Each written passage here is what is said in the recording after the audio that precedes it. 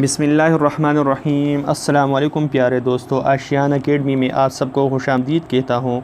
दोस्तों, आज हम पढ़ेंगे about conjugate, rationalization and multiplication and division. Algebra मतलब algebra of complex number, and इसमें दो टर्म और है हमारे पास। एक है कंजुगेट एंड दूसरा है रैशनलाइजेशन।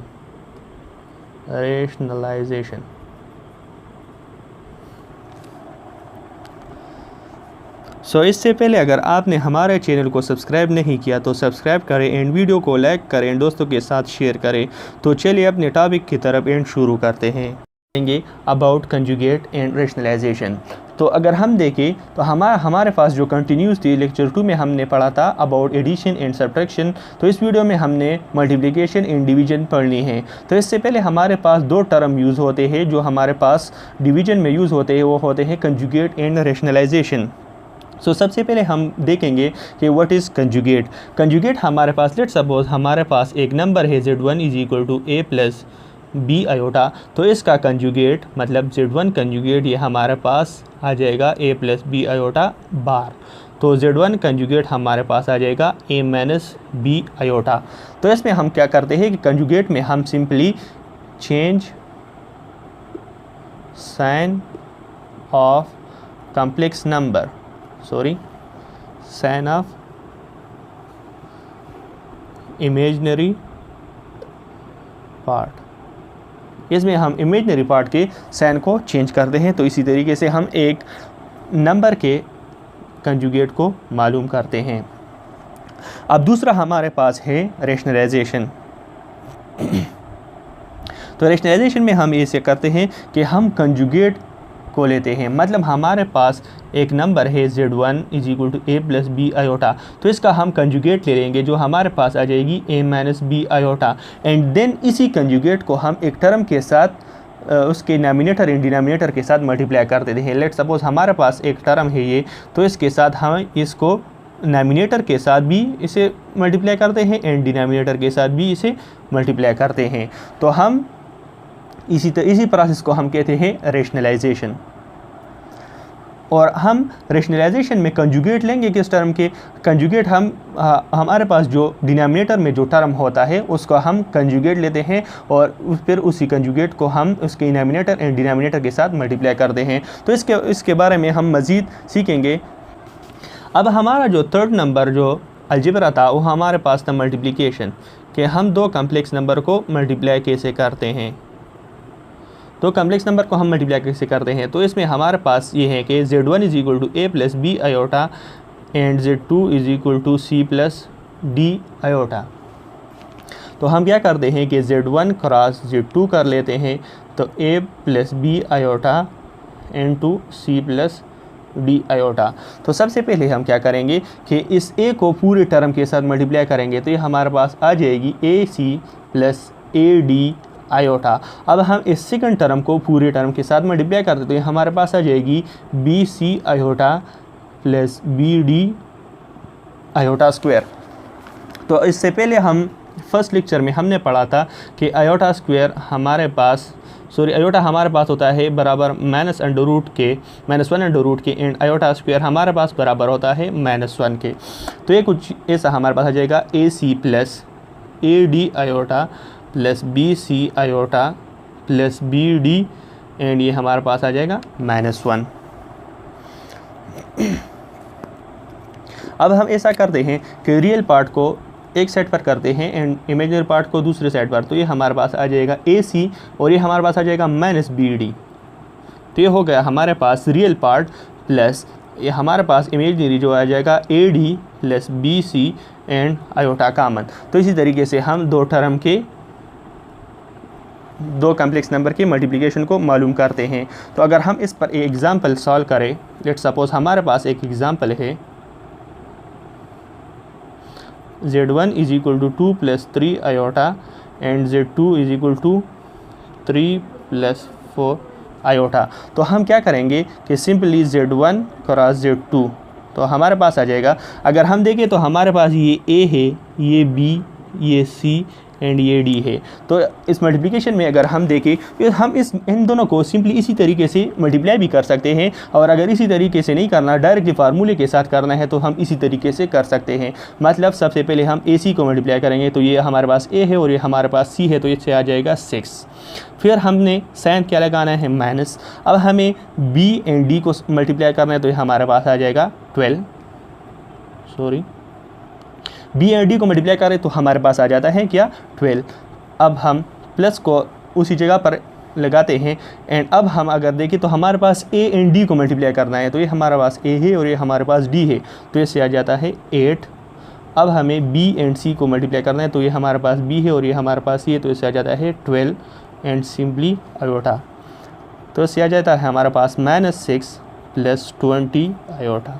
तो इसी तरीके से हम 2 स्टेप में मल्टीप्लिकेशन ऑफ 2 कॉम्प्लेक्स नंबर को मालूम कर सकते हैं।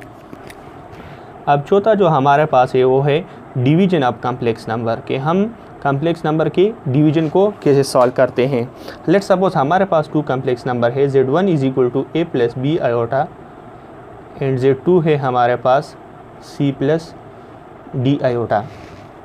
तो Z1 / Z2 हमारे पास आ जाएगा a + b iota c + d iota. अब अगर हम देखें तो ये प्रोसेस हम मज़ीद सॉल्व नहीं कर सकते, इसी तरीके से हम मज़ीद सॉल्व नहीं कर सकते। तो इसके लिए हम क्या करते हैं कि हम ये जो डिनोमिनेटर में जो टर्म है इसका हम कंजुगेट ले लेते हैं।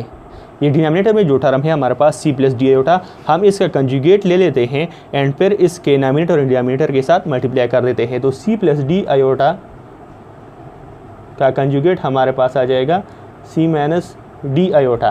तो Z1 / Z2 हमारे पास आ जाएगा a + b iota divided by c + d iota multiply by c - d iota and c - d iota.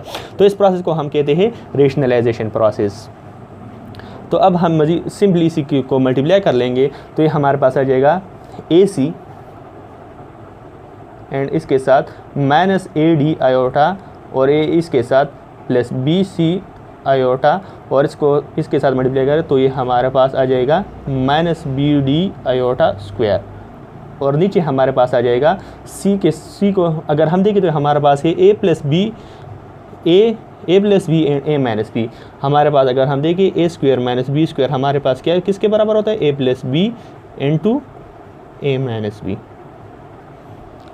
तो अगर हम देखें तो ये हमारे पास सिंपल ये फार्मूला है, तो हम इसी तरीके से हम सॉल्व करेंगे। तो ये हमारे पास आ जाएगा c² माइनस हमारे पास आ जाएगा एंड b हमारे पास क्या है, ये हमारे पास है d आयोटा, तो ये हमारे पास d आएगा और आयोटा स्क्वायर आ जाएगा।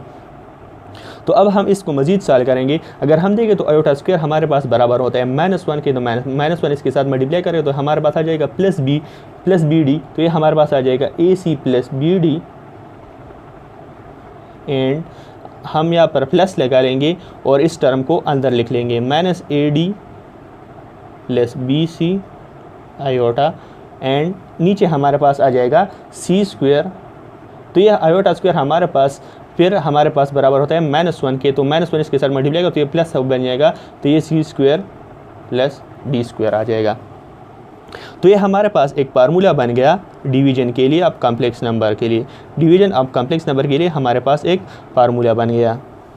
तो इसी फार्मूले के ज़रिए हम कॉम्प्लेक्स नंबर के डिवीजन को मालूम कर सकते हैं।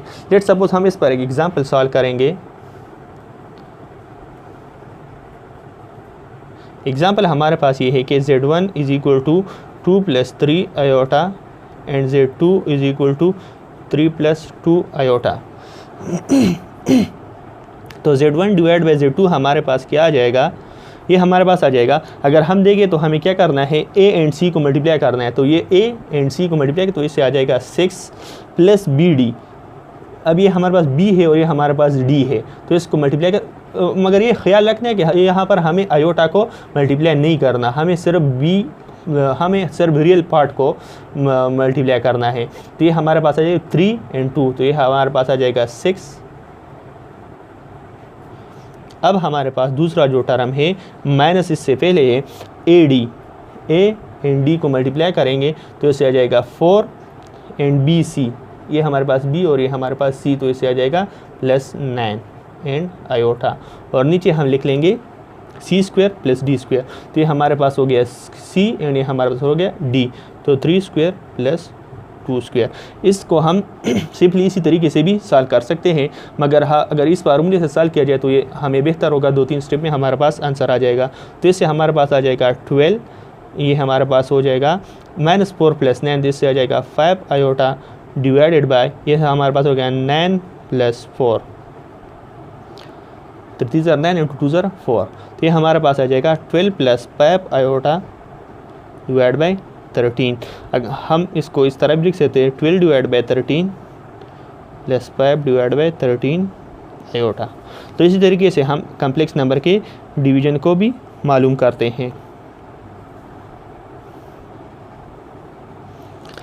आई होप आप सबको वीडियो पसंद आई होगी। नेक्स्ट वीडियो में मिलते हैं, तब तक के लिए अपना बहुत सारा ख्याल रखिएगा, अपने दुआ में याद रखिएगा और हमारे चैनल को ज़रूर सब्सक्राइब करिएगा। अल्लाह हाफिज़।